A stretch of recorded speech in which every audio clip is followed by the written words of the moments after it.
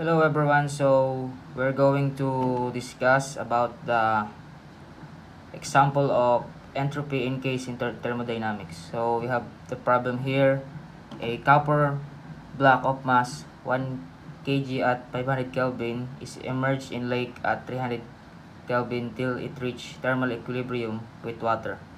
Find the total heat transfer to the lake and change in entropy of the lake, change in entropy of copper. Cp of copper 0.386 kJ per kJ Kelvin. Cp of water 4.187 kJ per kJ Kelvin.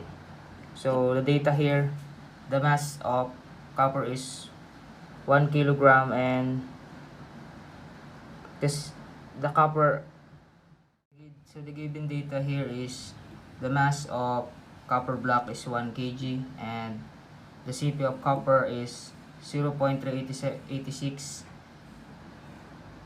kilojoule per kilogram Kelvin. So the temperature one, or the T1, is 500 Kelvin of the copper, and the T2 or temperature 2 is the lake emerged in 300 Kelvin.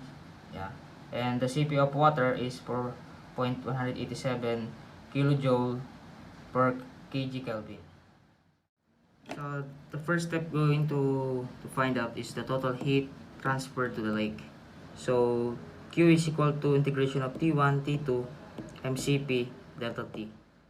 So MCP is a constant, so it's only integration of delta T.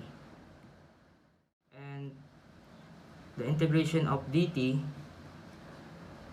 and the limits are T1 to T2.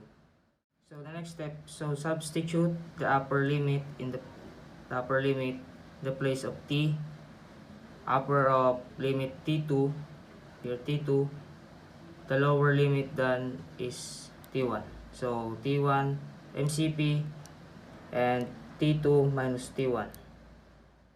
Then the next step is substituting the value. So 1 is the mass and the Cp is 0.386 times 300 minus 500. So next step is type to your scientific calculator 1 times 0.86 times 300 minus 500. So equals, and substitute, and the answer is negative 77.82 kilojoule. Heat transferred to the lake is 77.2 kilojoule, and the heat is transferred from the copper block.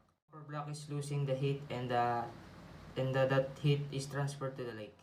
So as the copper block is losing the heat, the negative sign is there, here. So the second thing that we had to find out is the change in entropy of the lake.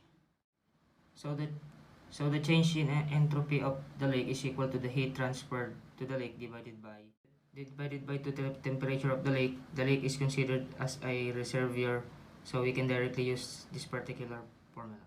So the heat transferred to the lake is positive, that is 27.2. As the heat is received by the lake, the change in entropy will be positive. So the temperature of the lake is 300, so it is 0.7573 kilojoule over Kelvin. In your scientific calculator, 77.2 over 300, and then that is the result, and change it decimal. So the answer is 0.2573 kilojoule over Kelvin, and that is the change in entropy of the lake. The thing that we need to find out is the change in the entropy of the copper block. So that is the given by integration of T1, T2, dq over T. Q is nothing but MCP. MCP is constant, so we can take it outside. Only dt over T. The integration of 1 over T is log T. So limits are from T1 to T2. So in place of T, first substitute the upper limit, that is T2 minus the lower limit, that is T1 now. Here. Log M minus log N is log Mn. So next, we need to substitute the values. Mass is 1 kilogram and Cp of copper is 0.386. 300 over 500, and that the value comes be negative, so negative value. There is negative 0.297 kilojoule per Kelvin. Integrates that the entropy of the copper block is decreasing because it is transferred to copper block to the reservoir, that is nothing but the lake.